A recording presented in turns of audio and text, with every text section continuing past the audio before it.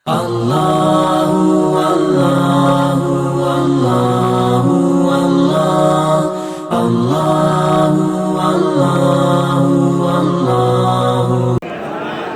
صحابہ بیٹھے سن، حضرت ابو بکر صدیق کہتے ہیں کملی والیا مینوں بھی تین چیزاں بڑیاں پسند نے۔ ابو بکر کہڑیاں؟ فرمایا کملی والیا مال میرا ہوئے تے خرچ میں آپ کے کراں، مال میرا تے خرچ میں آپ کے کراں۔ سونے سبحان اللہ۔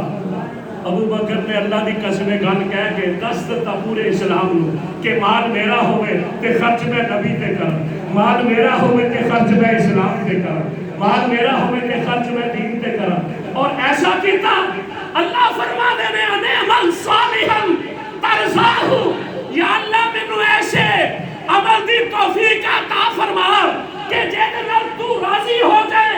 تے حضرت ابو بکر صدیق نے 9 غلام جنہوں تے کفار مکہ ظلم دے پہاڑ توڑ رہے سن، مار رہے سن، تختیاں ہوئی ریتاں تے لباس رہے سن، تشدد ظلم بریت کر رہے سی۔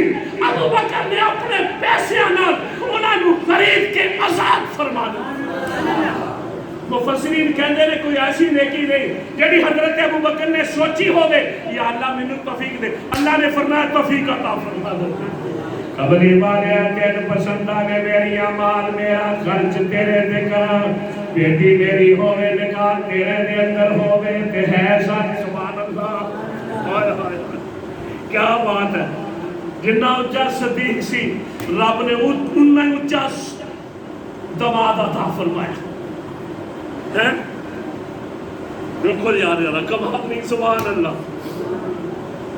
تیرے کر دلے آن کوئی فارسی والا، انگلش والا، انگریزی والا، professor, engineer, philosopher, colonel, general, D C, D P O, تو فخر کرے تاجر، اوے تیرے ہائے میں قربان جاواں عثمانی نو جملہ کہہ دے اے ابو بکر دے گھر امام الانبیاء تو نہ بن گیا۔